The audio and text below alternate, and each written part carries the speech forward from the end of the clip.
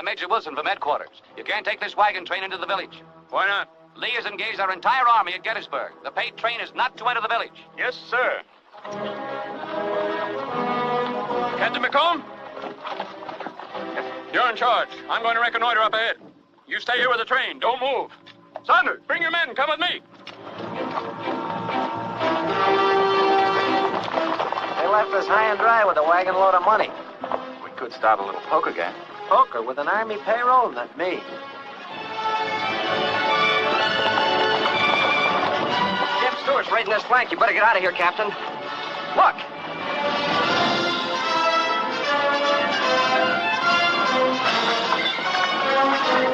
Get those first two wagons down the road. We'll make a run for it with the pay wagon.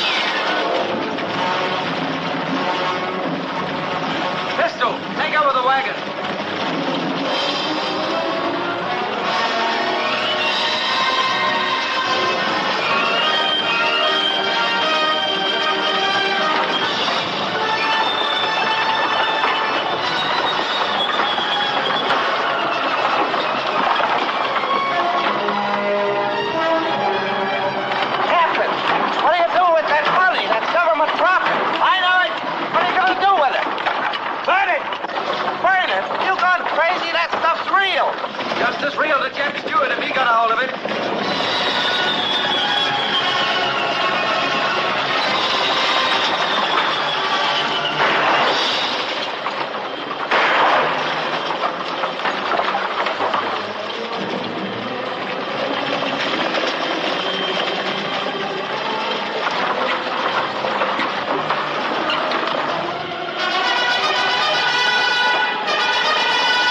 It's getting a little warm here. Get on that near wheel horse. I'll pull the kingpin.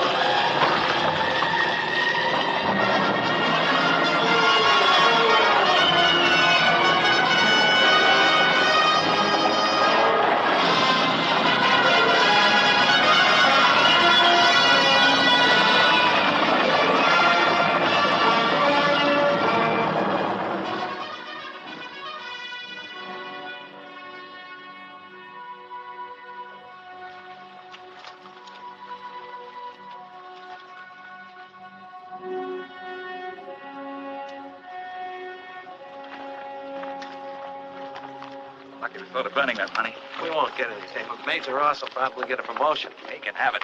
It's settled for a good bet. I suppose you have an explanation for this, Captain? Yes, sir. Enemy raiding party nearly captured us, but we managed to destroy the payroll. You mean you deliberately set fire to it? Speak up, Captain. Yes, sir. There it is, or was. You had your orders and disobeyed them. Our lines were broken at Gettysburg, I know that. If the enemy had got their hands on this money, they could have kept this war going forever. Captain, we just learned that Lee is in retreat back to Virginia. We didn't lose the battle. We won it.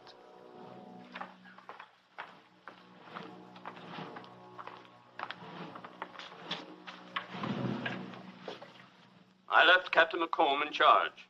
Told him not to move from his position. It seems that he took matters into his own hands and did, against Army regulations, burn $1 million of pay of the Union armies in the field. Gentlemen of the court, we must admit the allegations. We have never denied the facts as presented here, nor that they were in violation of the Articles of War.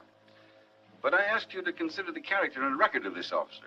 Captain McCom served under me, therefore I know whereof I speak. I realize that he was under orders not to move from his position. But gentlemen, an order is not a god, it is a guide. This is a flagrant case of direct and willful disobedience of orders and regulations. Captain Michael McCom is to be cashiered the service of the United States Army, forfeiting all pay and allowances now due. The findings and sentence of the court have been approved and will be duly executed by command of Major General Howard.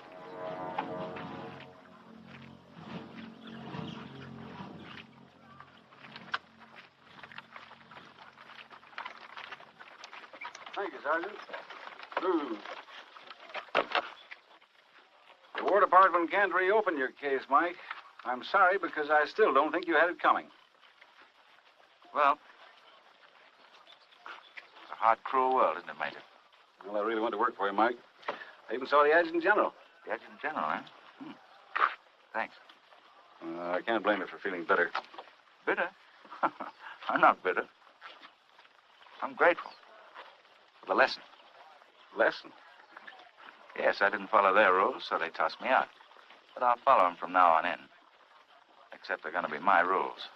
In other words, if there's going to be any shoving around, next time I'll do it.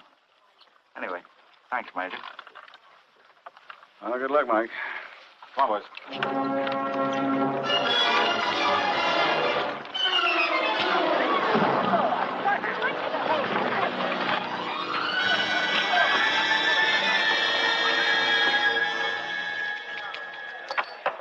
You'll lose. This game is crooked. I want my money back. What do you got, only sixes and aces on those dice? Can't you make an 11? Where's Honest Harry? I want my money back. Next man You shoots Honest dice. Harry? Wait a minute. Now, somebody's going to get hurt here. He's my friend. What do you think you're doing? We'll show you.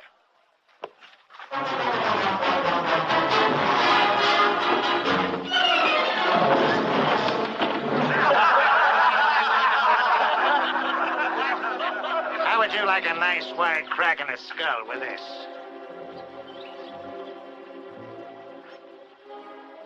I wouldn't like it.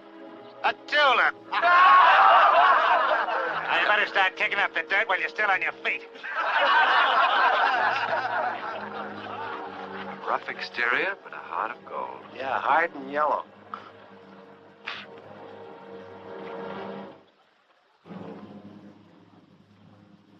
Hey, Pistol, Yeah? can you still blow a bugle? A what? A bugle. Can you blow a bugle? I guess I could if I had a bugle. Go get one.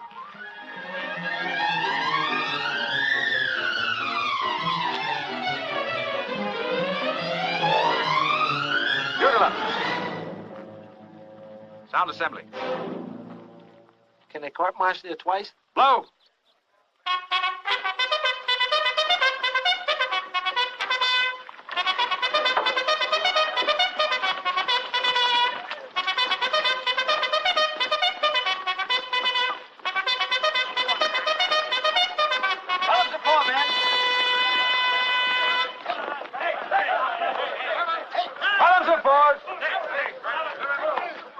All right, line up. Brace it up. Attention, left face. Now then, men, listen carefully. I have orders I want carried out immediately.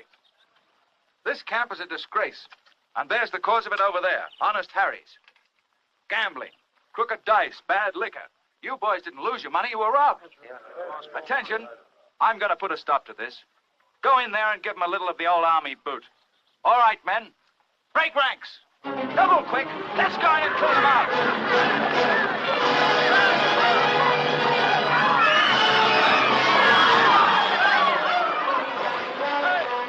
You want to get hurt?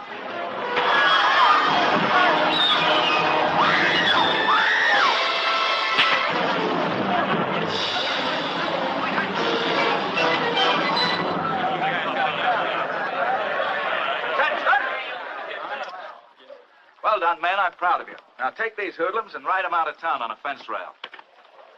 Don't treat them too rough. Just barely kill them. Now, where is the two of them? There he is, over there. Oh. He's out cold as a fish. Well, take him and throw him in the river. There's a new one on me. Stand aside, son. I have a way with those things. Here. Thank you.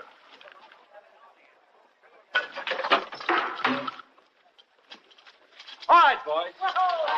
There it is. There's the money those thieves stole from you.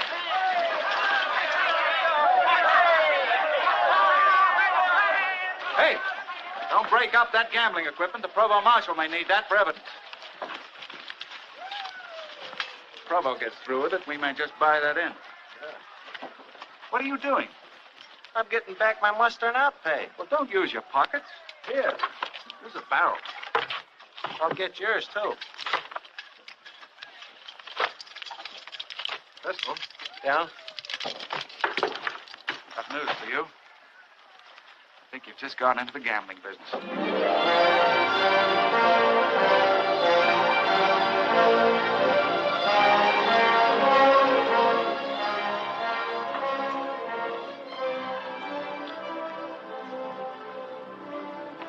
Mike, we're in trouble.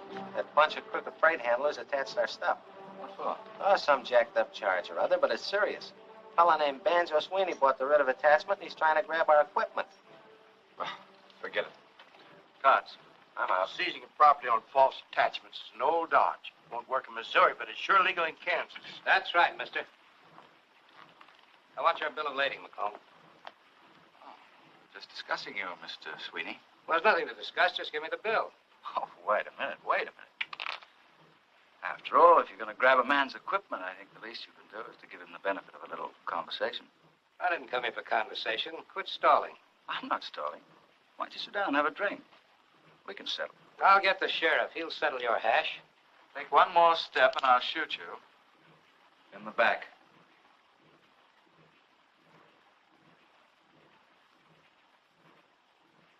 You don't take any chances, do you? I never take chances. It's too risky. Hey, Mr. Sweeney, I've been looking all over for you. Serve the writ. Oh, yeah. That's McComb right there. With a gun. Yeah. Well,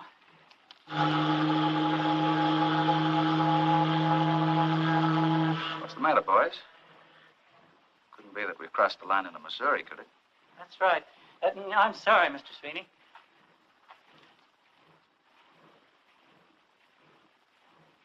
You know, McComb, the way you held that gun on him, I really thought you'd shoot him in the back. Here, pistol. Take care of the purser. See how stuff gets off first, eh? Your bet, I believe, Mr. Blake.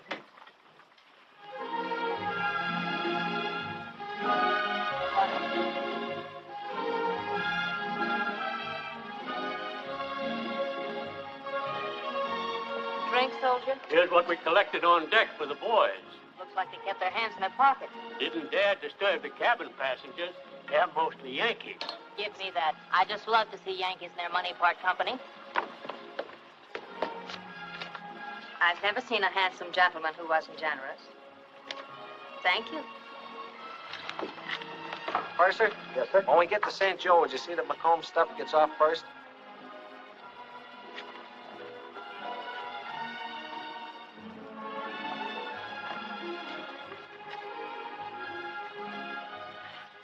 I'll raise you 200. I've had enough.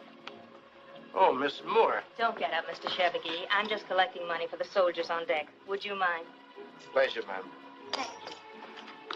Of course. Go away. Go away before I shoot you. In the back. I'll call him. I happen to be trying to help wounded soldiers. Now, would you care to contribute? Your pardon, ma'am. I had no notion I was addressing a lady. Thank you. Wait a minute. Change. Thank you. Who's that? That's Georgia Moore. She and her husband own the Silver River mines. Nice people. Very nice. And you're very generous, too, with my money. I'd make that pot good if I were you. 3 aces. I had no idea the frontier could boast such charming ladies.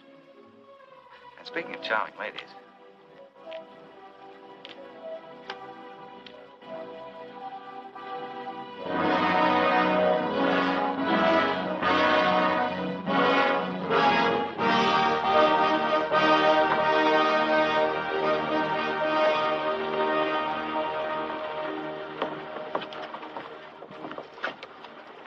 what is this? Our stuff was supposed to go off first. Did you pay off the purser? He wouldn't take anything. He was a northerner, too. He can't trust anybody. Where's the fellow who owns those wagons? He's over here. Well, you keep an eye on the stuff. Move the mowing line. Hustle up. Murphy, pull up that team. Say, these wagons yours? Yep. Sam Slade, that's me. Like to hire some of them. Sorry, mister. Can't be done. Why not? You're too late. The lady's got it. Set those crates down easy. I didn't bring that machinery all the way out here for you to ruin it. All right, take the cable off.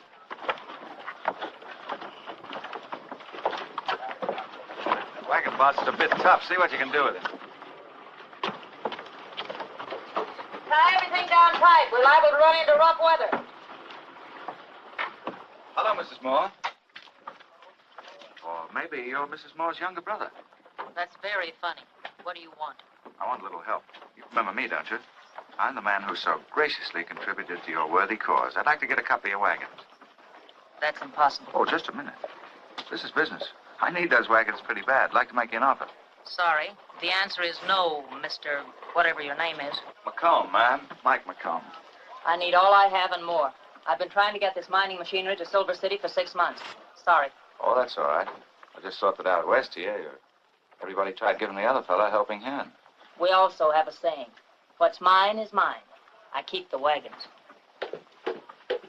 Pretty smart in those pants. I'd look pretty silly without them. But a couple of drinks ain't gonna hurt you. Sorry, son. I got to stick in the job. I'll tell you what I will do, though. What? If you stick around, I might play a little game of horseshoes.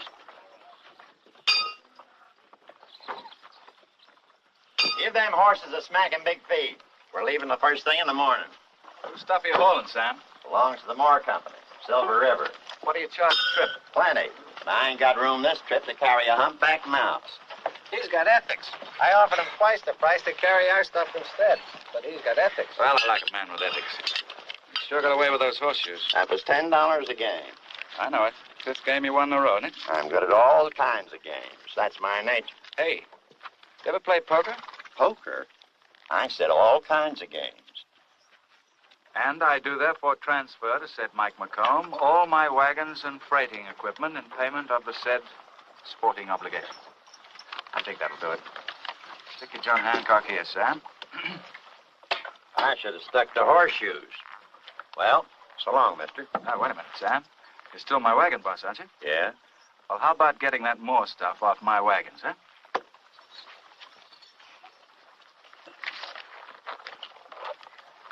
Mike, how can you do that? Do what? Take those wagons away from Mrs. Moore. She needs them. Fiscal. Allow me to explain something that may be a guide to you in the future. From now on, I am interested only in the needs of one Michael J. McComb. Have it your own way. I will. She's got an awful temper. I wouldn't want to tangle with her. That's where you and I are different, pal.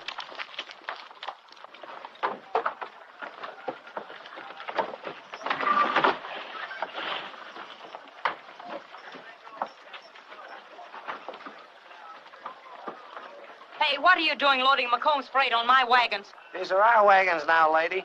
Where's Slade? He's over there on the dock. Get in your wagon. Have you gone crazy, Sam Slade? Maybe. I ain't sure yet. Why are you doing all this? Well, if it's all the same to you, Mrs. Moore, I held a bad hand last night. I'm doing what the new owner of this wagon outfit ordered. What new owner? You're looking right at him. All right, Sam, get him rolling.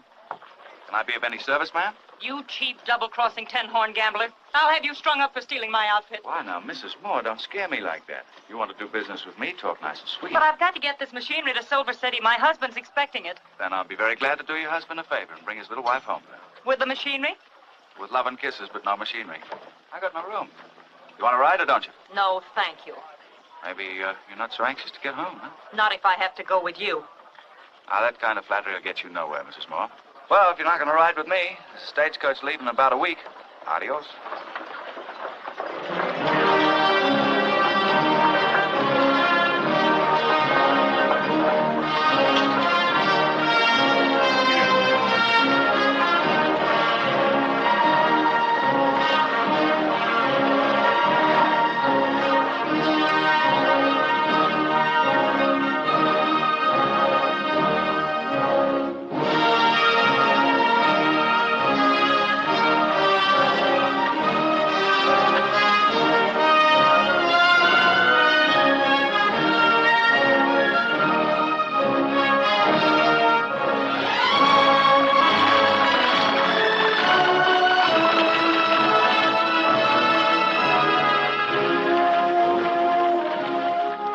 Pass your wagons, Mrs. Moore. You'll be in Silver City first. Might even organize a little reception committee. I have no further interest, Mr. McCom.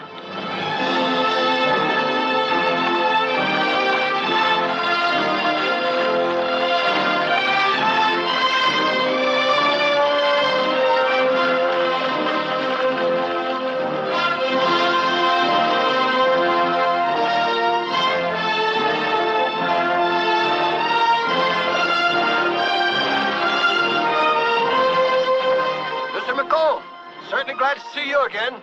We're having a little trouble here. So I see. I know you've got quite a load, but if you could take us into Silver City, I'd consider it a great favor. Why, Mrs. Moore, having a pleasant journey? Can you take us? You bet. How much is this going to cost us, McCom? Mr. Sweeney, it's not going to cost you a nickel. You're staying right here. Then he's going to have company. I'm not going. You can't do this, Mrs. Moore. Why, it'll be 2 days before they get a new wheel out here. I'd sooner ride with the devil. He ain't with us this trip. Oh, do come, Mrs. Moore. I insist. Oh, come on, Mrs. Moore.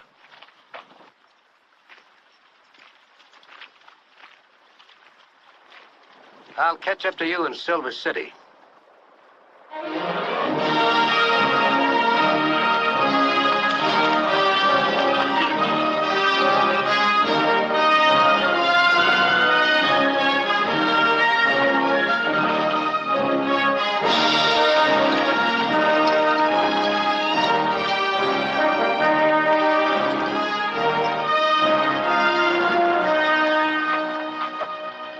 Camping here tonight, Mr. Moore.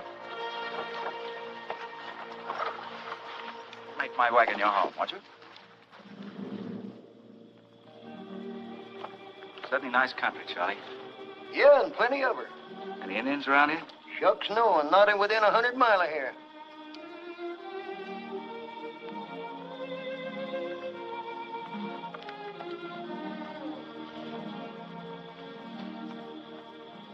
I like you better in skirts. Sorry to disappoint you, McComb. Where are you going? To make my bed and get some sleep, if it's all right with you. Sure, it's all right. But I had an uncle once, slept away from the wagons one night. In the morning, he woke up without his hair. Scalped. Now, how would you know whether or not there are Indians out here? You've never been west before. Greenhorn.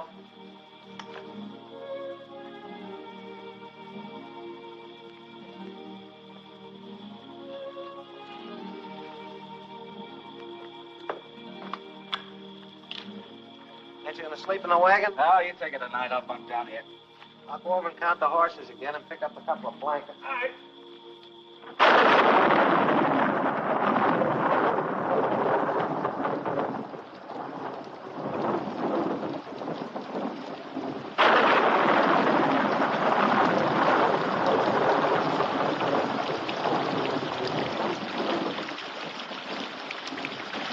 Please, Mrs. Moore, at least knock on the wheel.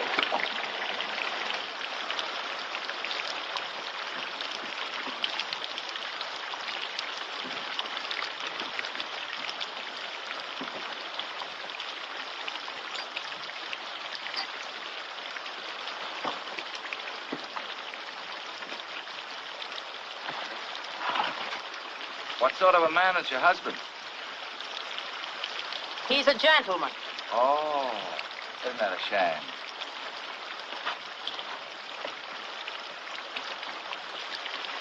How long since you've seen him? You ask a lot of questions, don't you? You're the sort of woman a man asks questions about. Besides, I like the answers. I thought you made up all your own answers.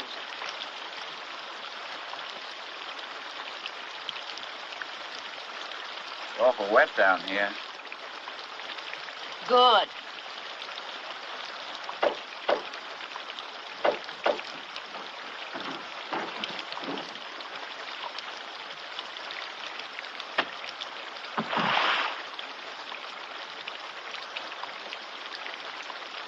Oh, I'm so sorry, Mrs. Moore. It was only Pistol. He didn't know you were there.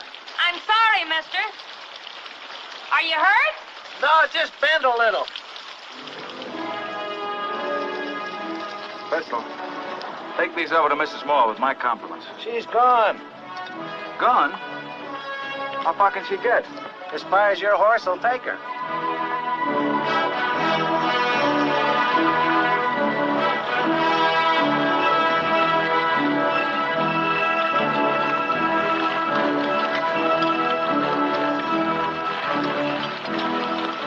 Take him on down to the wagon yard, Sam. You ain't aiming to settle in Silver City, are you, stranger? Oh, I might. Why?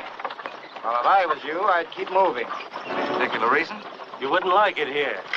Bad for your health. Oh. Well, that's certainly very kind of you boys to be so considerate over a stranger. Here, call my horse, Sonny.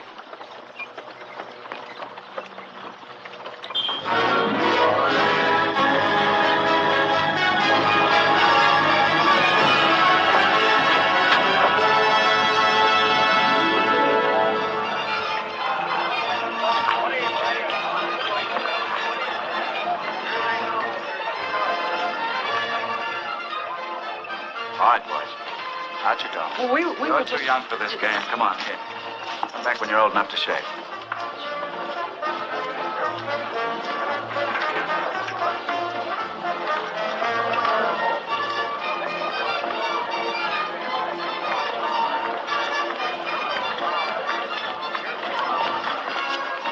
Move over. Hello, McCom. Open for business? What kind? Strictly on the level. Maybe you remember. I was figuring on a layout like this for myself. Too bad your equipment didn't get here. I was coming to that. McComb, you need a partner. I do? Who do you suggest? You're looking right at him. What do you say? Ha! I'd say you better have a drink. Forget it. I don't need any partners. Is there an undertaker in this town? Your boys seem to be a bit rough. You wouldn't want them to get hurt, would you? Nobody's going to get hurt. They're just celebrating our partnership. Banjo, I seem to remember telling you once before, I never take chances. It's too risky.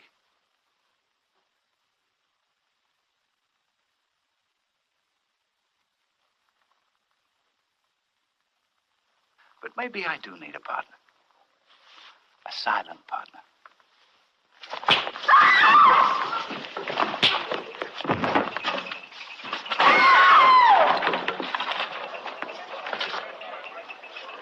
When he comes to, tell him he's out of business.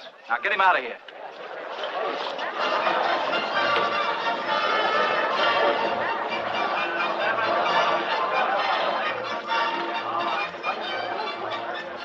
A glass of milk. Primitive, but persuasive. What? Your method of settling a debate. What are you selling? You sound like a lawyer. I am a lawyer. Business is a little slow at the moment. It might surprise you, sir, to know that one of our great universities of learning once pronounced me its potential best. I am still potential. Well, how about a potential drink? Always. Ah, that's a gentleman's drink. Beck is my name, sir. John Plato Beck. Thank you. McComb. Michael J. McComb. Your health, sir. Thank you, sir. Someone else here to see you, Mike. Who's it? I think you better make yourself scarce. This is personal. The lady's husband.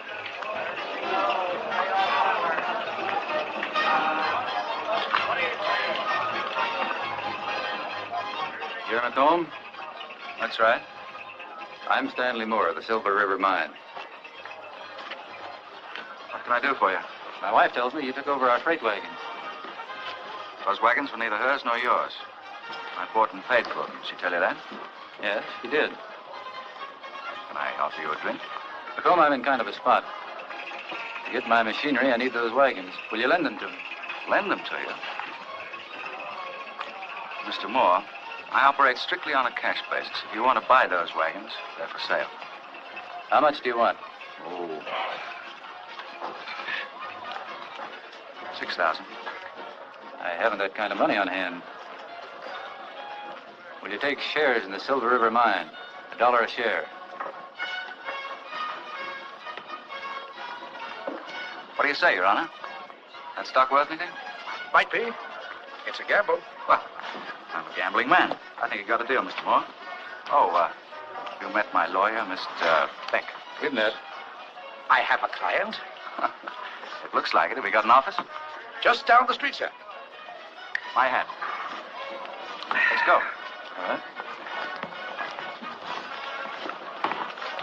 Get rid of this. You'll just sign one of these blank forms, Mr. McComb. I'll make out the bill of sale for the wagons and give it to Mr. Moore in the morning. All right. Here we are. Very pretty. I hope our little deal works out profitably for you. I hope so, Mr. Moore. Now, if you'll pardon me. Give my regards to Mrs. Moore, won't you? Yes, of course. Interesting couple, the Moores. Good-looking wife. He's to be envied. You sound like a lonely man, Mr. McComb. Man is only lonely when he depends on other people, Mr. Beck. I don't. As a student of human nature, you excite my curiosity. Where'd you come from, and what are you looking for?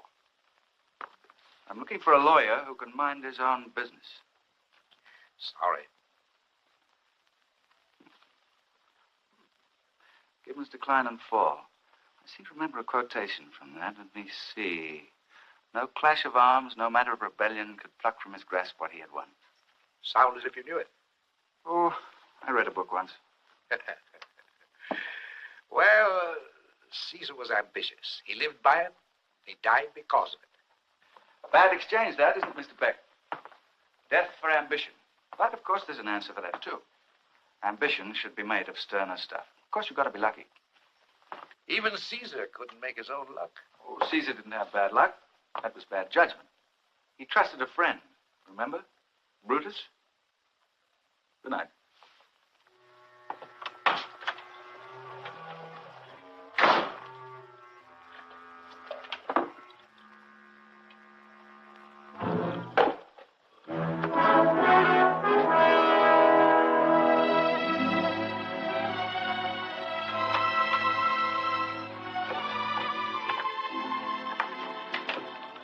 Shouldn't have waited up, darling.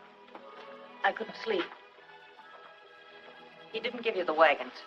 I knew it would be like that. You got him all wrong, Georgia. We made a deal. What kind of a deal? A fair one. He doesn't even know the meaning of the word. I think you're being hard on him. He's just a businessman. Stanley, you're not in Boston. You're in Silver City. The only dealing McComb knows is double dealing. What did you give him for the wagons? It wasn't money. Well, what then? Some shares in the mine. Oh, I know he's a little smooth, but he's plenty smart, too. Stanley, how many shares did you give him? 6,000. Don't worry. It'll be all right, darling. You'll see.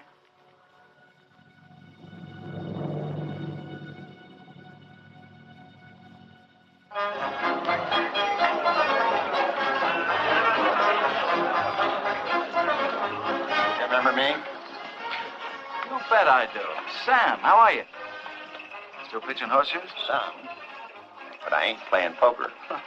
Had a tough run of luck, Mr. McComb. Taking the party up country. But the trouble is, I know. You need a stake, huh? I thought that maybe... Hey, Pistol, I guess we sort of owe you a favor anyway, Sam. Take care of him, will you? Good luck. This is getting monotonous, Plato. More and more of this paper every night. That's true enough. This voucher, good for $5 in cash when redeemed by the Blake Mining Company. Tell the dealers not to accept any more of this stuff. After tonight, I want gambling losses paid off in cash. Oh, wait, the local merchants are accepting these vouchers. Well, I'm not. Aren't the mine owners going to redeem these things? They'd like to. What do you mean they'd like to? I've gone over the whole problem with the mine owners, and believe me, it is a problem. They're forced to issue these vouchers because you and your gaming table have corralled all the money in the town. Then let them get some more money. Haven't they heard there's a little thing called a mint in San Francisco? You know, if there was a local bank, these vouchers could be redeemed. I think I'll take a little ride in the morning and find out what goes on in this mining business.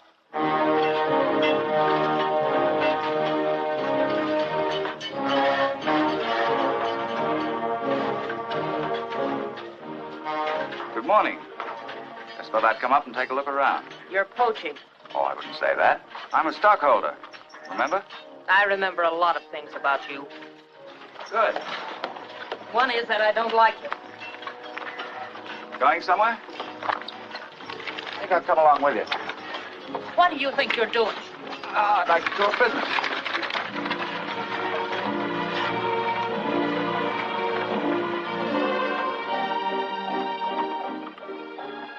Everything going smoothly at our mine, I hope? Take it up with my husband.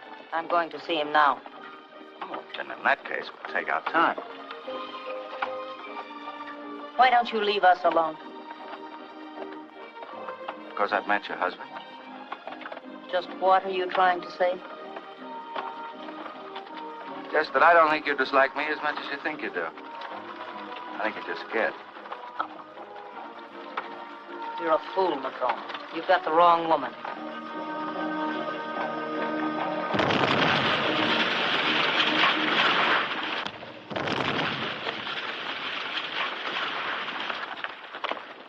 Glad to see you, McComb. Thanks. Make me feel like one of the family. I guess you're up here about the stock. Yeah, I'm not getting any returns. Well, you might as well know. You won't get any. With that smelter going up? I can't finish putting it up. About cleaned out. Sorry to hear that, Moore. Something about a losing investment I don't like. You never take a chance, do you, McComb? Not if I can help it. I know a lot of people that don't know what to do with a chance when they get it. I've got some more above ground, but no credit. If I have to, I might be able to sell out to a syndicate in San Francisco. Too bad to take such a loss. Why take it? That's right, Stanley. McComb has plenty of money. If we get our smelter up now, the other mine owners have to come to us. Why not let him advance what we need? That sounds like a very good idea. I might even consider it. For, shall we say, a third interest in Silver River properties? You don't ask for much. I don't know. The way things stand, I think maybe we better accept McComb's offer. Good. Then we'll all be partners.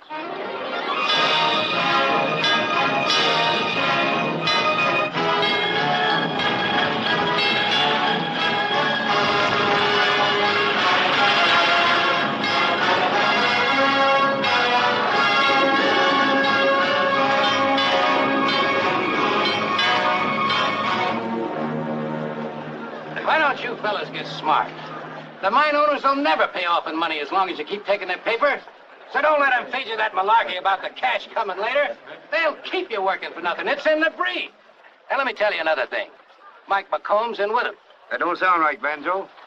Mike's a gambler.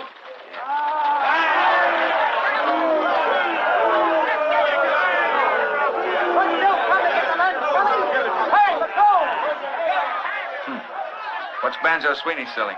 Patent medicine? Looks like trouble, Mike. Bar that door. That one, too. The mine owners are upstairs waiting for you.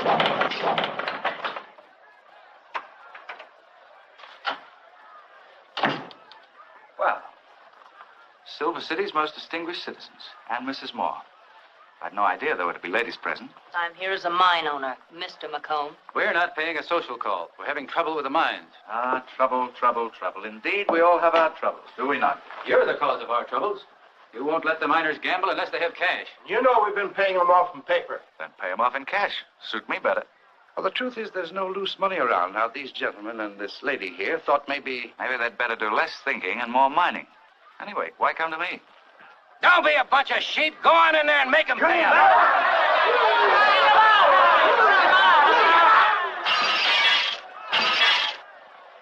I think I may have a possible solution. Some of you aren't going to like it, but it's going to be my way or not at all. I'll set up a bank. How's that for an idea, Plato? He's right, gentlemen. He has all the cash, and he could guarantee the weekly payroll. This is going to cost us something. What is it, McComb? Mrs. Moore, it's a hard, cruel world. Naturally, it's going to cost you something. I want a cut of stock from every mine in Silver City. That's robbery. Oh, no. That's business. Of course, there'd be an additional fee. Say 10%. Also payable in stock. Plato, I'm proud of you. Sometimes I think you earn your salary. Well, I suppose there's nothing else we can do. You win, McComb. You're in the banking business. I'll go welcome my new depositors.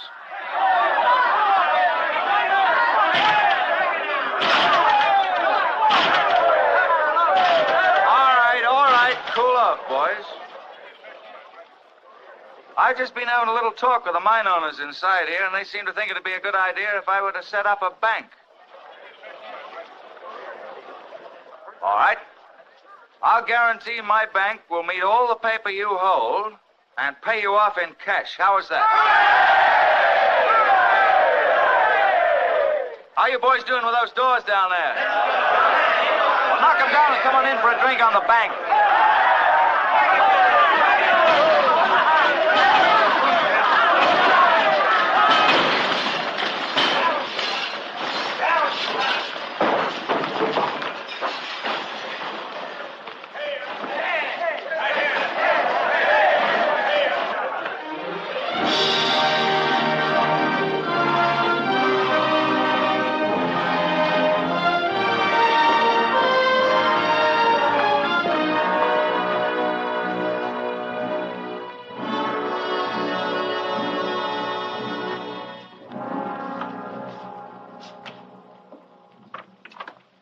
Put those bags on the table, then go back to the palace and get the rest of the stuff. What do you think of it?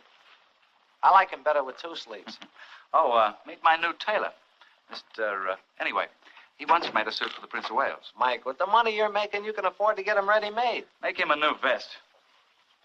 Plato says I'm now a gentleman. Going on the theory that clothes make the man. No offense, Mike. Not bad. Mr. McComb, if you please. Oh, sorry. I don't understand it. First, you loan the money here at the bank. Then you win it back at the gambling tables across the street, put it back in the bank, then loan it out again. But are we making anything? That's high finance, Pistol. Explain it to him. He might not be so wrong. This system could backfire. Better think about it. Don't you think I've thought about it already? We're not stopping here. We're expanding. Carson City, all over the state. First, I'm going to open gambling houses. After that, banks. People will like that, I think. Give them some place to put their money. Right in our pockets. Mr. McComb will have no pockets unless he stands still. This just come over the wire. This isn't addressed to me. Well, I thought you'd like to see it first. Look who's coming, huh?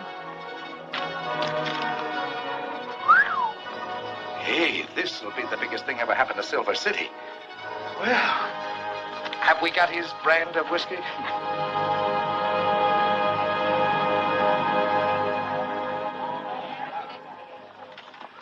Put some more ice in that punch bowl. It's all melted. Don't worry, dear. Everything's going to be all right. What difference does it make? The whole evening's spoiled anyway. Oh, I'm sure the president will be here most any minute now. I'd give $1,000 to get my hands on that Mike McComb. You can just bet he's responsible for this. I don't think it was very nice of him after all the trouble we went to. He loves trouble, especially when he's making it. Excuse me, Mrs. Moore, but I heard the president was over at McComb's place. Oh, that's perfect. Just perfect. You'll no doubt fleece him in a card game. Darling, don't get so upset. Oh, I'm so mad I could spit. Now, Georgia, men will be men. McComb is not a man. He's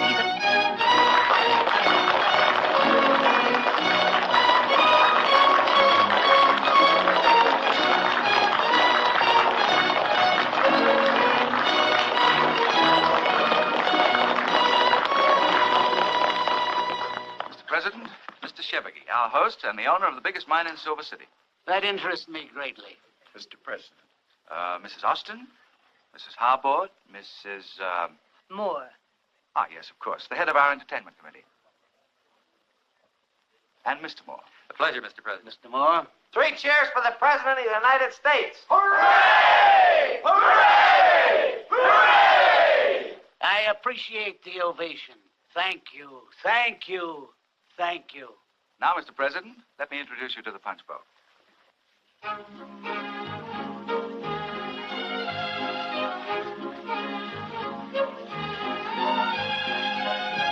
Charge, General? Thank you. How about some punch? No. McComb was an amazing man. Pardon me, Mrs. Moore. I wonder if you could spare your husband for a moment. The boys would like to have you join us for a little talk more. Georgie? Of course. There's 1 or 2 other matters, but you already know most of the story. I think you can tell the other gentlemen. Do you have everything you want, General? Everything but a dance with you, Mrs. Moore. I wish all men were so easily pleased.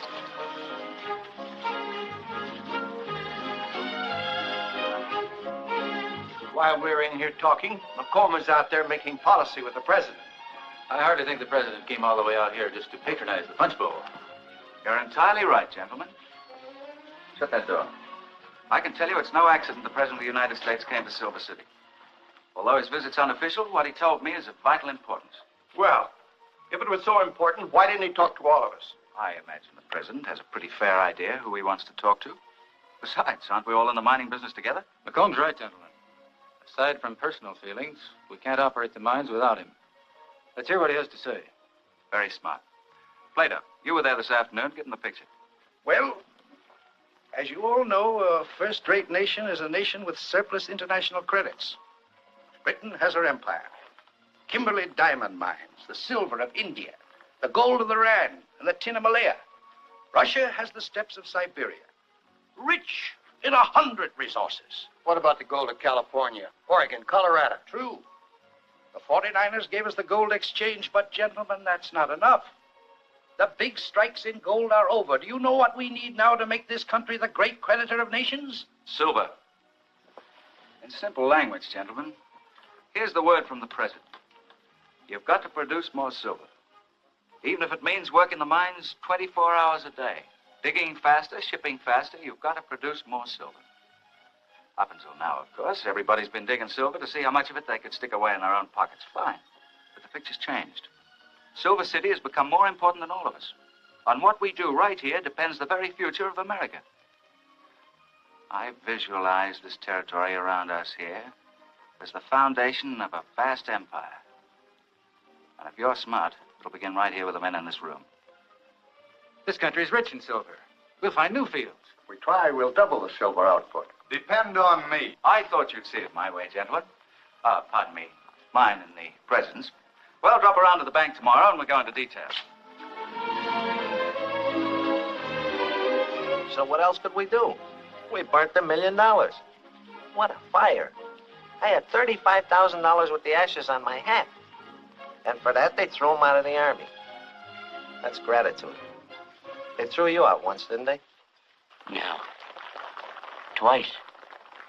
You got a pretty good job now, though.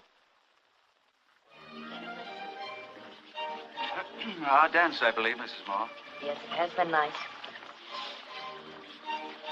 Oh, you'd better. People might think you don't like me. I didn't want to dance with you.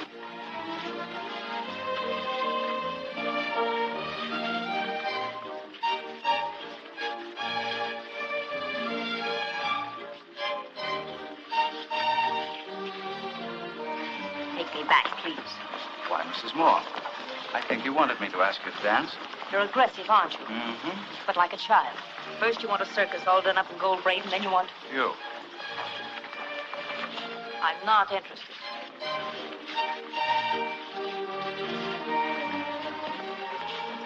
May I offer you a toast, Mrs. Moore? To what we both really wanted.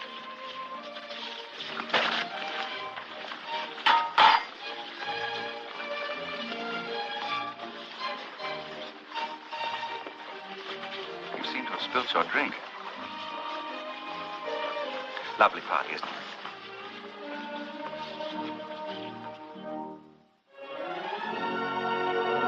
What will I own, Plato? About 1 million acres, Mike. All of the country you can see to that far ridge. Clear across the valley to those peaks. And as far north as you can see across that snow-capped ridge. I tell you, it's a big undertaking. And it'll cost you a pretty penny. Plato, you're looking at a man who once burnt $1 million. Out there, I see 100 million. Buy it tomorrow.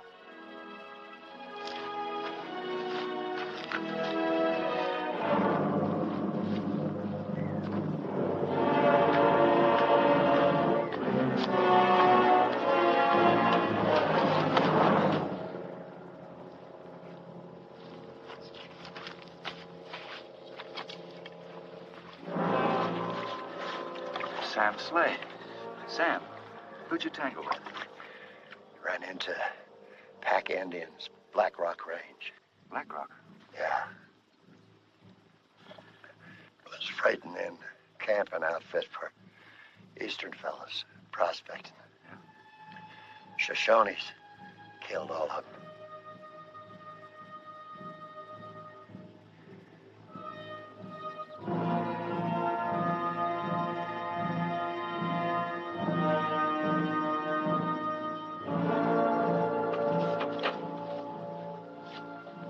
Keep this quiet, or we're liable to throw the whole town into a panic.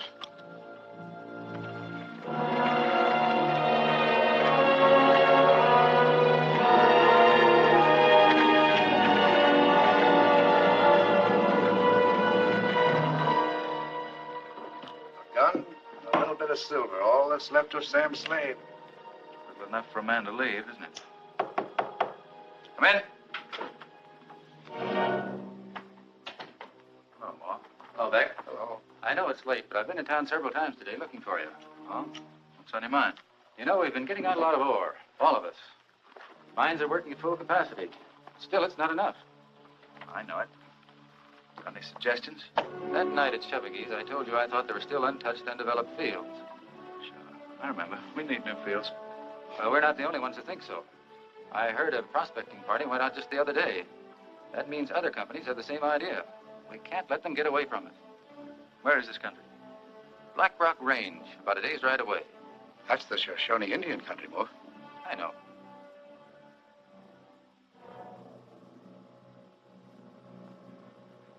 And, you think there might be silver there? I'm sure of it. Of course, that's a pretty rugged country. After all, you're a married man. Your wife, she might like it. I'm a mining engineer, McComb. Here, let me show you on the map. The range of mountains runs right along here. They have the same type of outcroppings in that range as we have here where we're getting silver right now. And I believe that if we go right in this area, we have an excellent chance of making a big strike. I want to go out there and take a few samples of the ore. If they prove to be as rich as I have every reason to believe they will, we can double our output.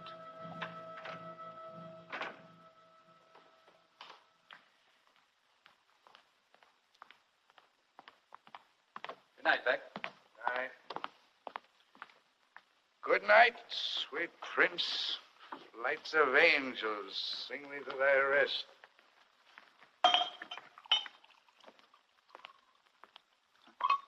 Looks like a long drink.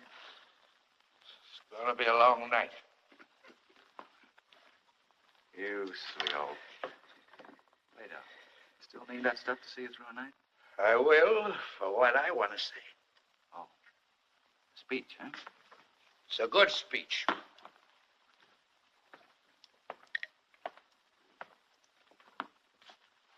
A speech about the truth. I used to like the truth, Mike. Well, we all do, don't we? Not you. You run from it. My speech is about the human soul. You believe in the human soul? I believe in myself. And you're wasting your time. You know why? All right. Why? Because you're no good, Mike. You're no good. The defense rests. Did you ever read the Bible? Not lately. Well, it's all written there. The whole story about a king called David. He knew what he wanted, too. A woman. A woman he saw one day bathing in a garden. Go on. And David desired this woman, and he lusted for her. But she was the wife of one of his captains. And he sent the captain off to the wars. And he placed him in the fore of the battle. And this captain was killed. And the king took the wife of this slain captain for his own. And that's not all. You've forgotten something. What? The king loved that woman, didn't he? David loved her with an all-consuming passion. Didn't he? That's not important. Of course it's not important. Not to you, you cold Boston codfish. You and your sermons. You get them out of a bottle, Beck. You want to make up rules for other people to live by because you've forgotten how to live yourself. You drunken, sanctimonious hypocrite.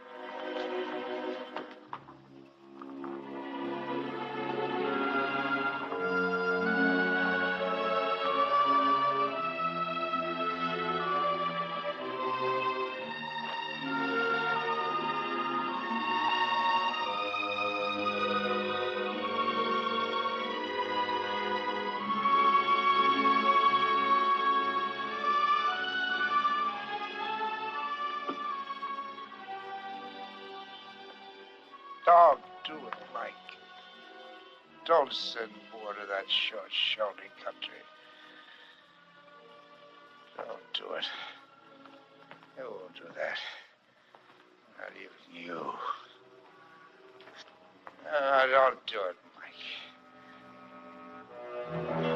All right, take it up to the cookhouse and check it in.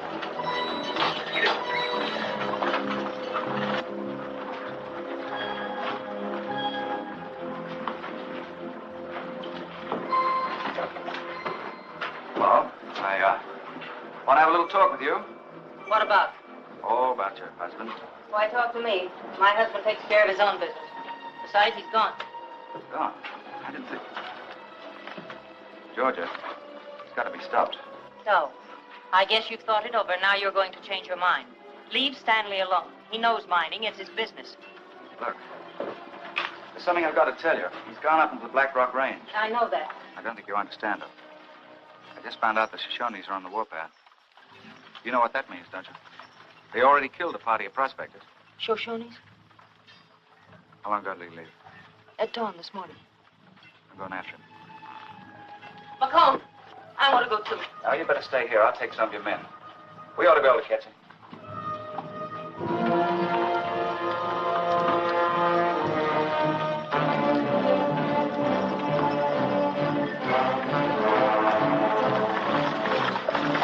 Get on your horses and follow me.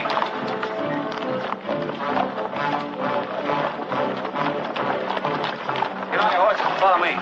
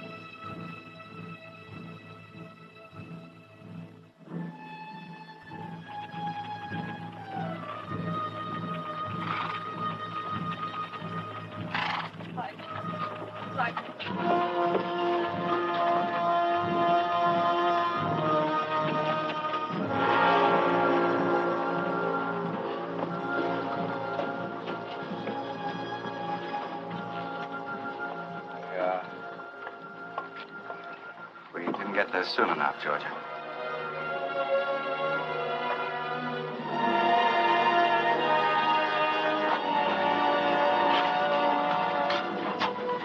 Well, King David, I see you brought the warrior home.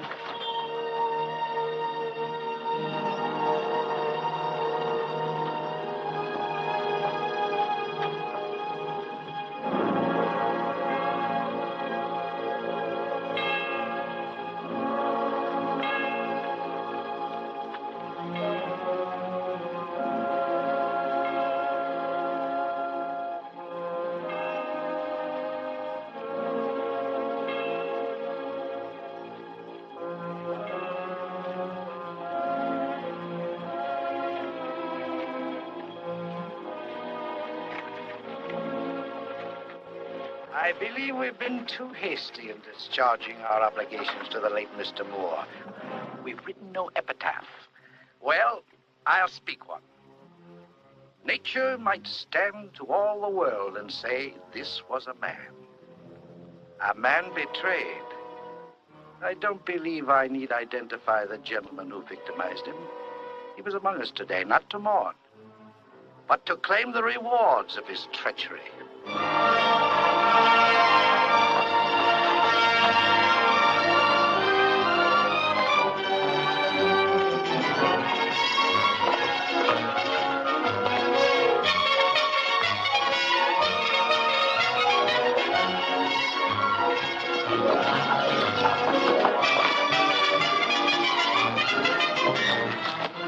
Good morning, Mr. McCom. Morning, Edwards. Well, what do you think of the site? Oh, it's excellent, excellent. But, do you think a castle will blend with this landscape? Blend? In the landscape? Look, Edwards, I don't intend to blend with any landscape. I intend to fill it. Yes, sir. Now, look, I want a big, magnificent house, Gothic style. I want it built in white marble. White. But there's no marble in this part of the country. Then get marble. And look, Edwards, on both sides of the main entrance, I want wings stretching out.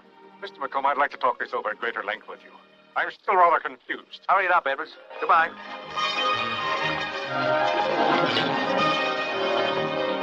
Michael J. McComb. Mike McComb, who brags he once burned $1 million of Army payroll and ran a roulette wheel into the largest silver syndicate in the West, expanding his interests in the cattle, wheat, and lumber, is now building a castle on the desert from which to rule his growing empire. Hello, Shavigi. Where is McComb? Haven't you heard? Mrs. Moore is coming in on that San Francisco stage this afternoon. You'll find him down there.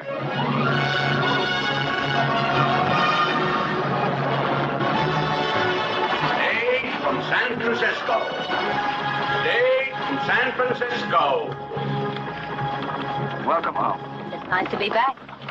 I've got my carriage here for you. Thank you. You look well. Do I? What am I talking about? That's beautiful. Can this be the old Mike McComb? No.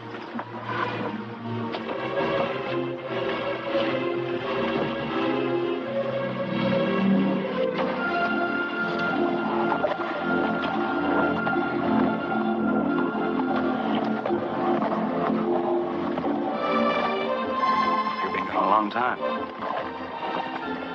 Hadn't come in today, I was coming after you. I don't want you to make any plans for a week. Every day for a week.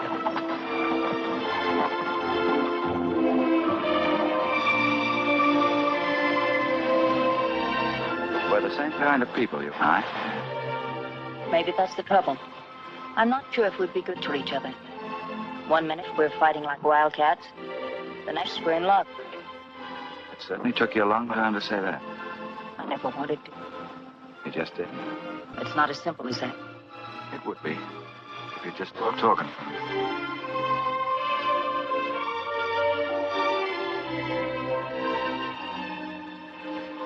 I don't think it's going to be so difficult for us to get along. You almost had me fooled for a minute.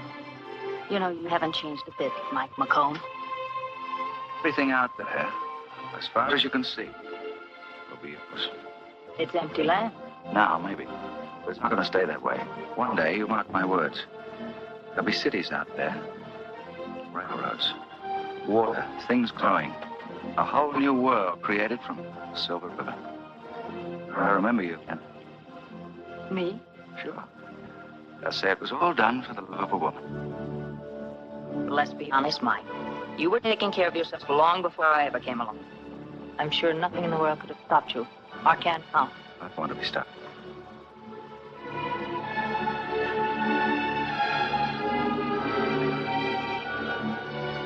It isn't going to be as easy as taking those wagons away from me.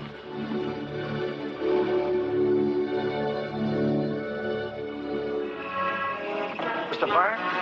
What's this? An invitation to Mike McCom's house warming. I'll go. It ain't gonna be that warm.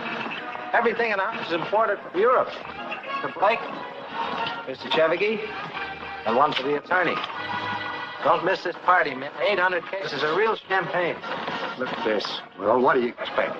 Very fancy, but I'm not going. I'm going to stay home. So is my wife. You go, gentlemen, so will your wives. King is now in his castle. This is not an invitation. It's a command. Louis, I'll trade you mine for another drink.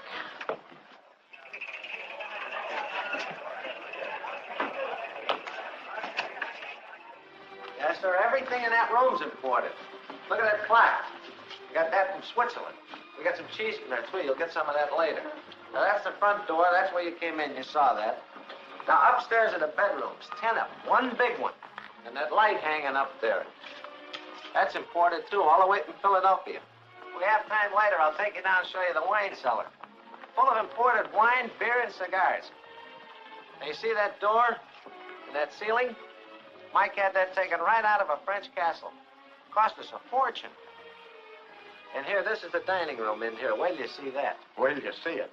We've been here for over an hour. Yes, Mr. Porter. All this is very lovely. But where are our host and hostess?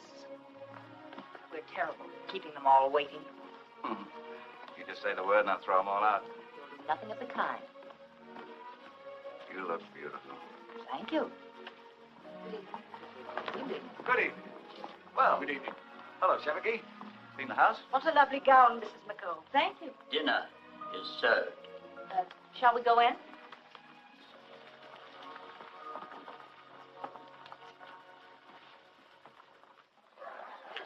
Wait up.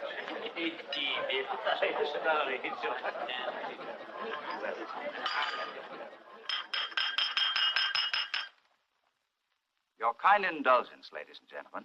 I'd merely like to say how happy I am to think that so many of our invited guests found time to grace our table. Indeed, it's not often that a man finds himself honored by the presence of so many loyal, trustworthy friends. Huh, Chevigey? Oh, yes, to be sure.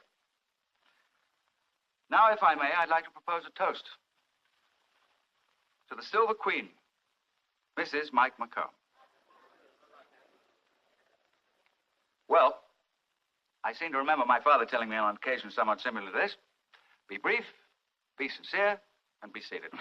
We're greatly indebted to Mr. and Mrs. McComb for their gracious hospitality. Much happiness to them. Now I'll tell one. Ha! Plato. With a respectful bow to our beautiful hostess, I propose a toast to Mr. McComb, my old friend. Indeed, we should all honor him. His name marks our schools, our banks, and one day, maybe, our finish. Ladies and gentlemen, you're in the presence of a great man, a mighty man. Are there any takers? Easy, Plato. Easy is the word. Remember to say please and thank you to Mr. McComb. He likes to be thanked. Mr. McComb is offended by my conduct. He believes in the dignity of man, one man. Why should Caesar be a tyrant then? Ask Mike McComb. He knows all about tyrants. But let's look at the man.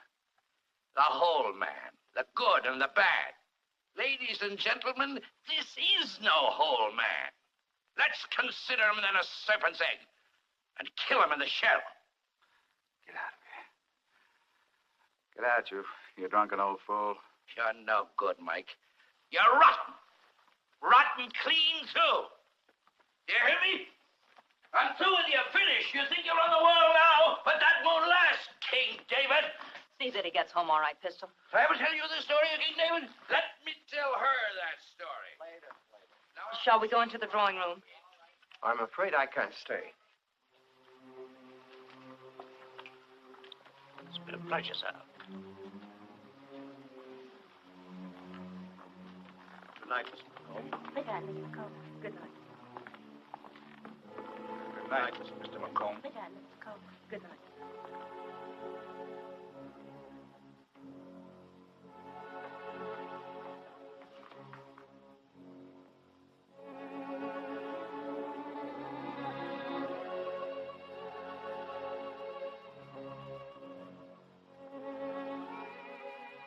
Mike.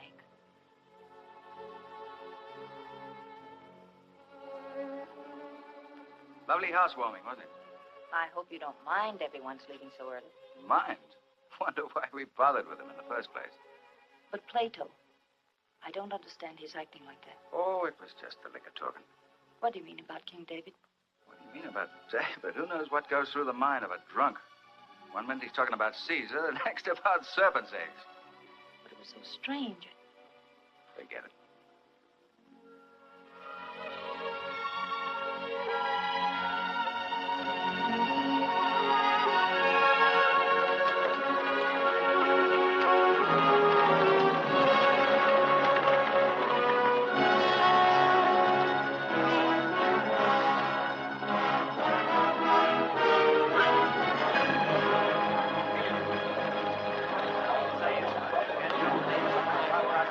Good morning, Mr. McComb. Morning, Mr. McComb. Morning, Mr. McComb. Morning, Mr. McComb. Good morning, Mr. McComb. Morning, Mr. McComb. Well, it's about time you got back. I've been trying to get in touch with you. Have you? Well, Mrs. and I thought we'd leave business to the rest of you for a while. The Harvard Lampoon. Very educated. Somebody must have left it here. I've been keeping my eye on things, Mike. Did you get those reports I sent you? I haven't been doing much reading lately. What is it, Schaefer? These will require your immediate attention, Mr. McComb. I don't know what you'll say to this, but Mr. Shavicki and the other mine owners have withdrawn their money from this bank and have arranged to transact their business in San Francisco. San Francisco? It's a long way. They call themselves the Western Combine. Short and simple? What does that mean to us, Mike? I'm not sure. They still have to have their payrolls met in my bank. Only from now on, Schaefer, I only want the payrolls of the Silver River mines met. Is that clear? Yes, sir. That'll bring him around. Sure. Where's Beck? I haven't seen him. I looked in all the bars. He must have left town. Left town? Probably out looking for a new saloon.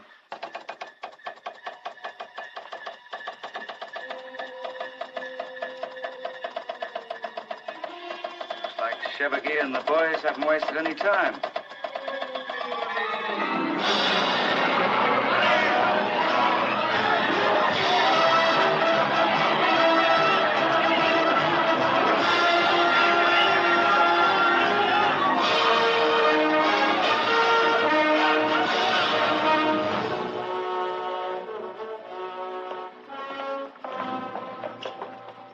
Hello, Beck. Hello, Shavicki. We learned you were in town. We'd like to talk over a little proposition. Now, since you handle a lot of McComb's business, we thought... I'm sorry, gentlemen. I have plans of my own. Besides, I'm not in sympathy with your war over silver. It's rumored that you're going into politics, Mr. Beck.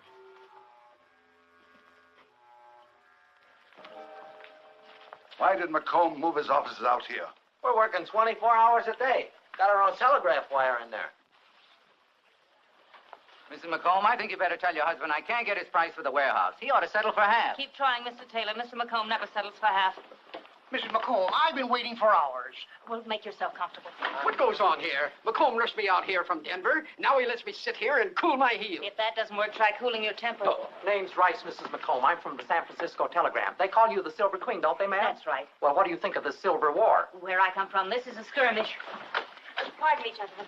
Tracy, you were the one who talked me into buying this land for $500,000, weren't you? And now when I want you to sell it for a profit, you mean to say it's not worth it? No, it isn't, Mr. Oh, McComb. what are you talking about? Tell him there's gold in it. Come on. What news? Not so good. Looks like the bottom's dropping out. Down another 50 points. Now listen, all of you. I don't know where Chevigny and the rest of the combine are getting their money, but they're getting it somewhere. That means I've got to match them dollar for dollar. Mike, maybe I'm wrong, but wouldn't it be a good idea to put the properties on the market one at a time? Well, of course, I thought that was understood. Don't make it look like I'm selling out. For instance, Tipton, whenever you sell a ranch, wait a while before you list the next one. Those dance halls are worth something, aren't they? Oh, no. I don't want to sell those. After all, that's where the ready cash is. That's something tangible. Don't forget, that's where you started. You aren't going to sell them, are you, Mike? Oh, Pistol just likes the girls. I think you'd like to see me get rid of those dance halls, wouldn't you? All right, sell them, Tracy. Now, you all understand the plans, do you? McComb, a message from the East. Eastern Syndicate lends support to Smash McCom. Ah. So that's where they're getting their money, is it? Gentlemen, disregard everything I said. I want every penny of cash you can lay your hands on. Do you get it? Sell everything. Oh, my God. Mr. McComb. I said everything. You heard me, didn't you? All right, gentlemen. Be kind enough to get out of here. I got business. Mike, there are newspaper reporters out there from all over the country. They've been waiting for hours. Maybe you'd better see them now. Oh, let them wait. Well, I never did like things that came easy, but this time it looks they're going to give us a run for the money. I know. But we'll give them as good as we get. Better? I'm glad you said we, Mike. Why, you don't think I'd forgotten you, do you? Georgia, I'd be no good without you anymore. Are we going to beat them? You bet we will. I've already forced some of their mines to close down, and before I'm through, I'll close every mine in this territory. You said this was between you and Chevigny. But when you start talking about closing the mines, I just don't understand. Mr. McComb, a reply from Thompson in San Francisco. Read it. Urgently need $300,000 cash.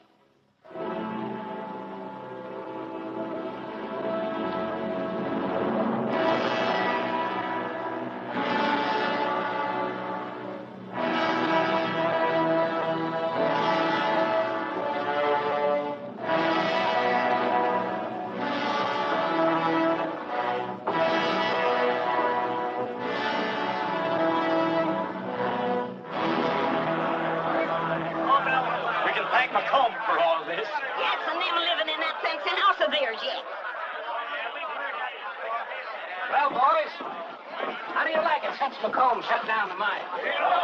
Talking ain't gonna open them up again, Sweeney. If I was in your shoes, I'd go and have a talk with McComb. Well, you ain't in our shoes. We haven't even got 15 cents to buy a drink with.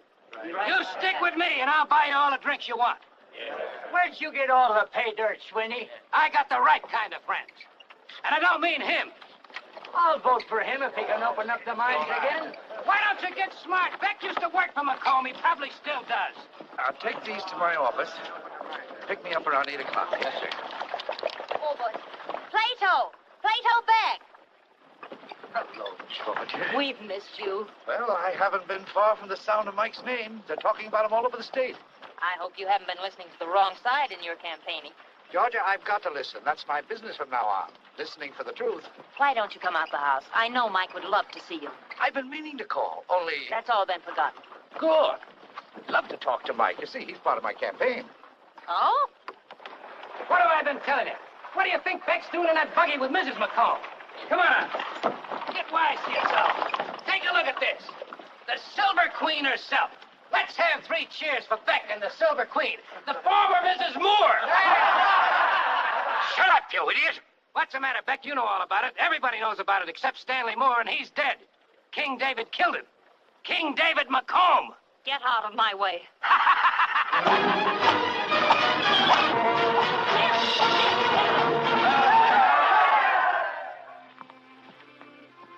The prodigal returns.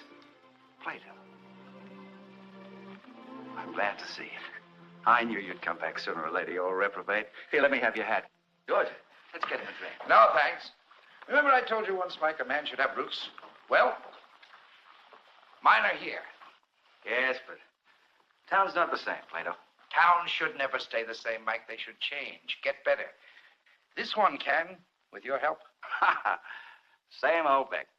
Except I never heard you preach sober. I'm not preaching, Mike. I'm running for senator. Senator? Mm-hmm.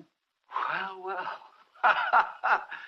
Senator Beck, eh? What's your platform going to be? Decline and fall of the Roman Empire or what? No. Decline and fall of the Silver Empire. As a matter of fact, Mike, I've been talking about you. Have you? Thanks for the boost. I'm not sure you'll like what I've been saying.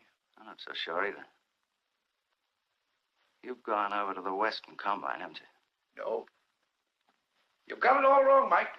It's the people. The people against the Western Combine, too. Funny thing about voters, they don't like to be caught in a private war. Yours or anybody else's. Ah, you make me sick. Senator Beck, huh? Georgia, I seem to remember dragging the senator out of a gutter once.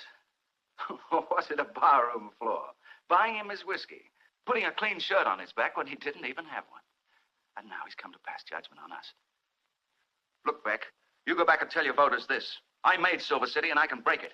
Sooner or later, you and all the rest of them will come crying to me like a pack of dogs. I'm sorry, Mike. Ah, you're always sorry. I'm sorry for you this time. I'm going to win this fight. And when I do, I'll wipe you and the Western Combine off the map.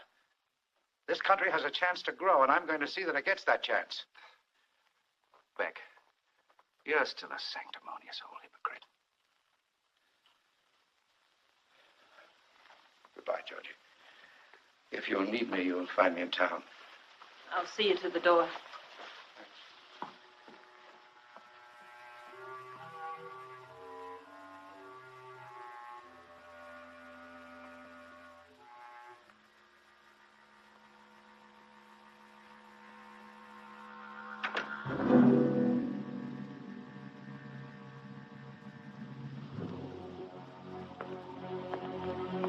Georgia.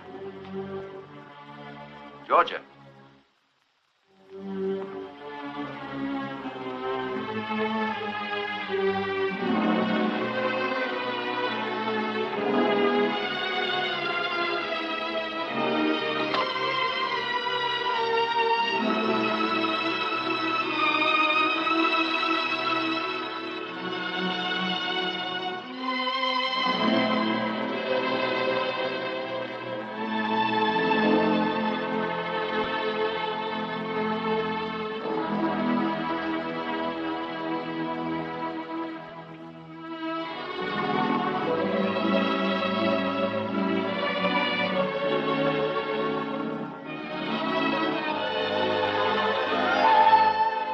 What's the matter with you? Plato said he was sorry for you. I'm sorry for both of us. That needs a little clearing up. Like most of Plato's parables, it doesn't seem to make much sense. He was right, Mike. In town, the people are desperate. It's like a graveyard. Then I hope they rest in peace. That's their funeral. You can't mean that. But I do mean it. I've got to mean it, even if you don't like it. You almost sound as if you want me to quit in the middle of a fight. I don't want you to fight me. But, Georgie, you're my wife. Yes. But I think you've forgotten. I'm a fighter, too. You don't even understand what I'm trying to say, do you? I think I do. It seems to me that the babblings of a reformed drunk have turned even you against me. That drunk was your friend once. Friend? I expect nothing from friends. But I did think I could count on the loyalty of my wife. I was reminded you took another man's. Now we get to it. Beck told you. I didn't hear it from Beck. Banjo Sweeney was in town. Sweeney? I never wanted to blame you for Stanley's death. I wanted to believe you did everything you could to stop him. I knew what people were saying, but I loved you. So I believed in you. Now you don't. Is that it? I thought you'd change, Mike. But you haven't. Change? Why should I change? I never pretended to be anything different than what I am. And you always knew what I was at. But I didn't know how you intended getting it. Mike, call off this fight, please. Let's start again. Call it off? I'll never call it off, George. Never. But I can't stay and watch it. I'm leaving you.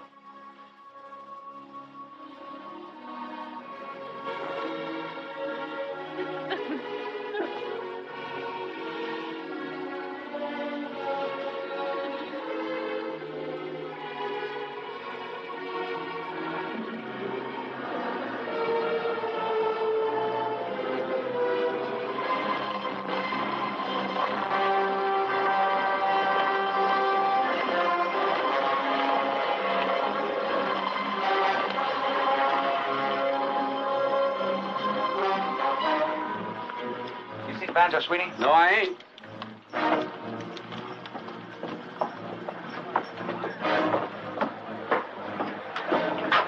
Where's Sweeney? Not here. He's gone to San Francisco. Liar.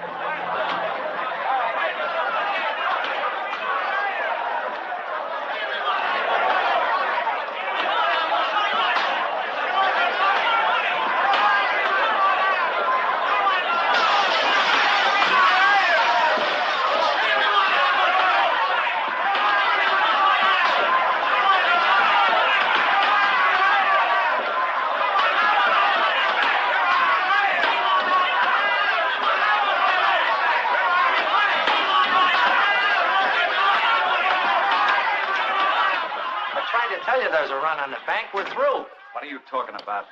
Get Carson City. Tell them to send us $200,000. There isn't any bank at Carson City. It didn't open today, Mr. McComb. Then get Leadville. It's closed, too. Get out of here. Get out or I'll blow you out. Put up that gun, pistol. Schaefer, pay off all those people. But, Mr. McComb, I'm not sure we have enough money to. If you do, you're bankrupt. Pay them off. Give them everything we got. All right. Quiet down. We'll get your money. Quiet down, everybody.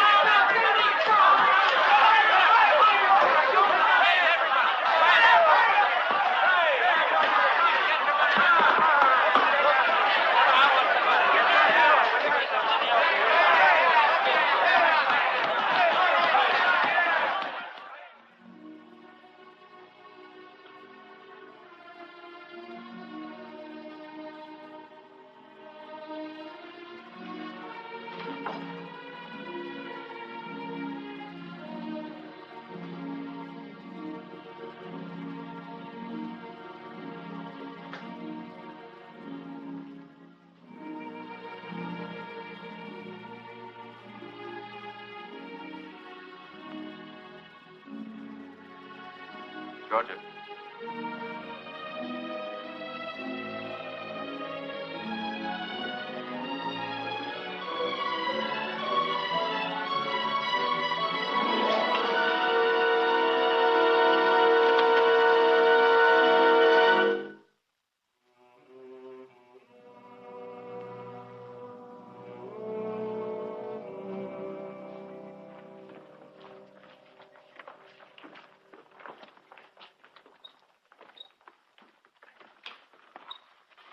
Get your hands off of that. Everything goes, McComb. That picture stays. Unless you want to go out of here feet first. Come on, Jim, Terry. Let's get this other stuff.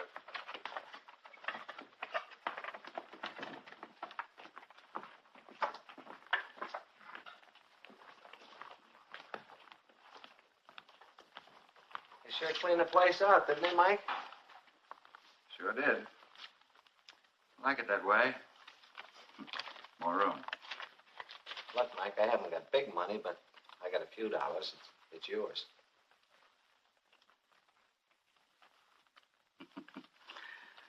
I was just thinking of the time we burnt $1 million, remember? I sure do. Seen a lot of changes since then, haven't we? Yeah. You know, Chevy and the boys are back in town. They're running some windbag against Beck. Are they? Very interesting. You didn't come here to talk politics, though. What's on your mind, boy? Oh, nothing. I just thought you'd like to know I saw Georgia. You know, Beck is making a speech today at the Silver River Mine. George is working with him. Is she? She looks well, I hope? She looks great. Good. She's going to be on hand today for the big rally. Why don't you come out, Mike? I'm not interested in politics. I thought you'd like to know. Well, I guess I better be going. Look, Mike, why don't you two get together? Maybe you can straighten this thing out. Of course, it's none of my business. That's right. It's none of your business.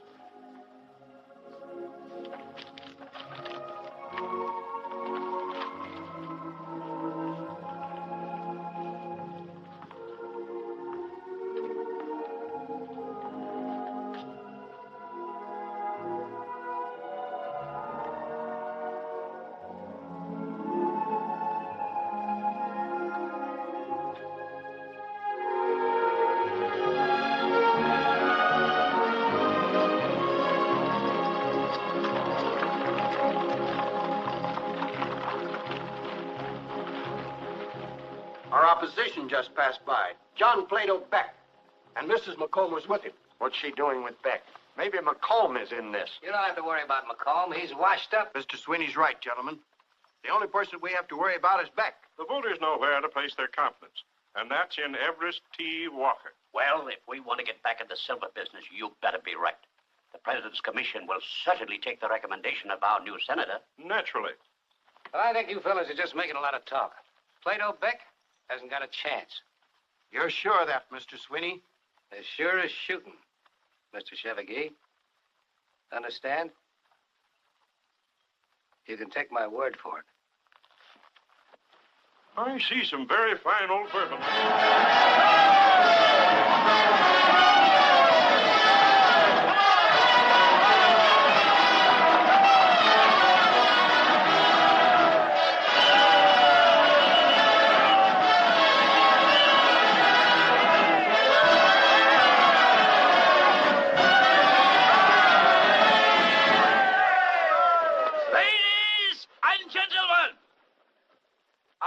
Winding up my campaign at Silver River because it's here that the nation looks for economic support. We have pledged ourselves to the government, but there are those among us who have broken that pledge. And it is our responsibility to expose them. Right. I propose to call them by name. All right, boys, break it up. Keep your places! Shut up. We're going right on with this meeting. Shut up, Beck. These men are here to intimidate us.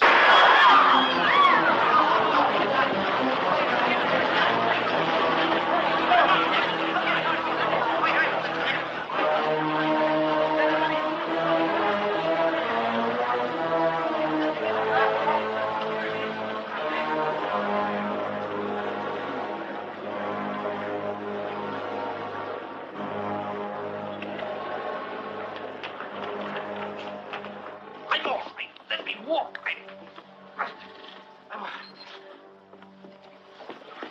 Doctor, wait. They didn't want me to talk either. I had important things to say, Mike. I wanted to make my peace with you. Funny thing, Mike. My speech was going to be about you. George, you tell him you know what I want to say.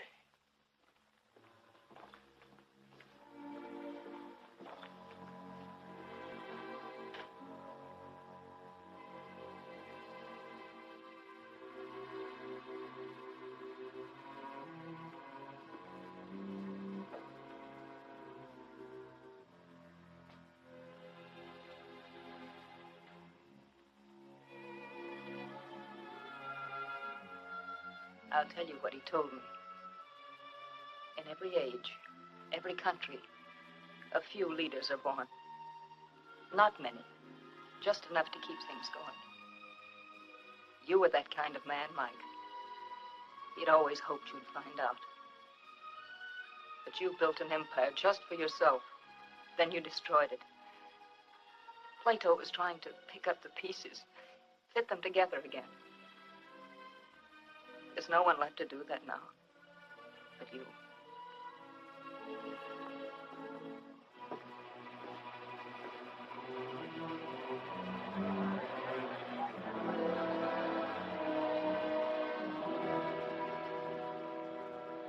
Plato, Beck's dead. What are you going to do about it? What are you going to do about it, McComb? Speak his epitaph? No, I don't have any words that would do him justice. I just keep thinking that the men who killed him are celebrating right now in Silver City. That something's got to be done. So who feels like doing it? We've lost everything as it is. Now McComb wants to take us into town and get our skin full of lead.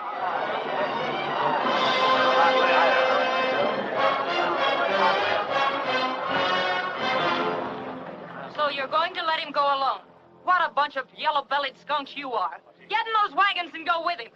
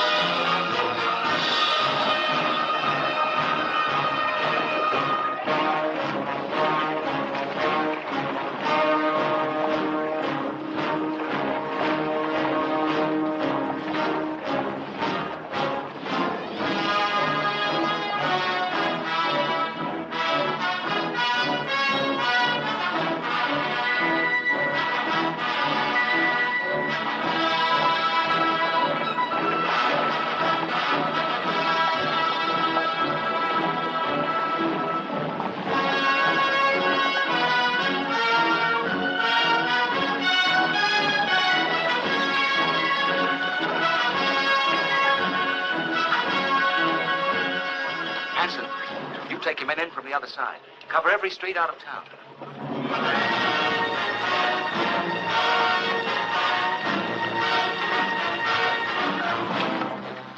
Tear that sign down, take it out of town, and burn it.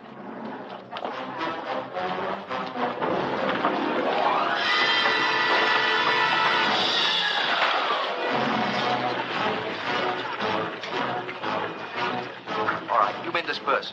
Come in from the east.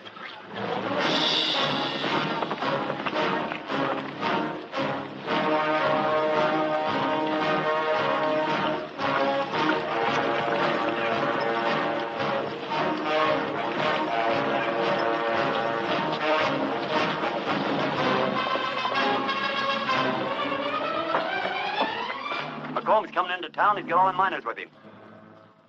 Get on your horses and let's get out of here.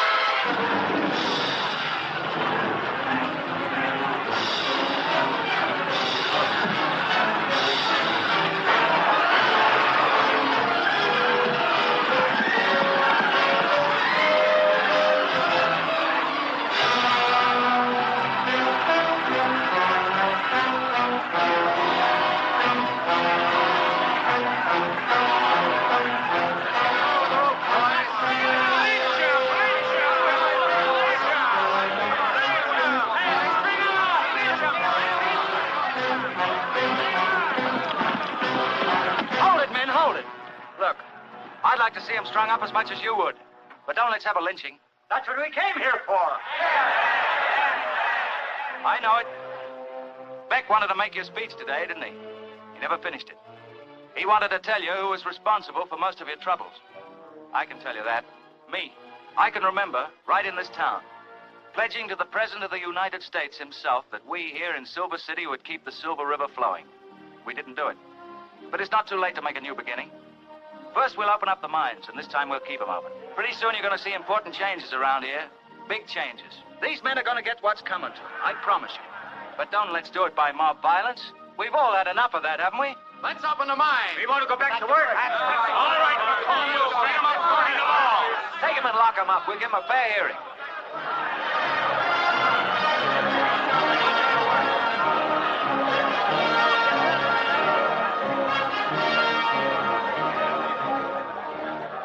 I'm proud of you, Mike. What's the matter? I was just thinking what a wonderful chance I had to shoot Banjo Sweeney in the back. And I passed it up. You haven't changed a bit, Mike McComb.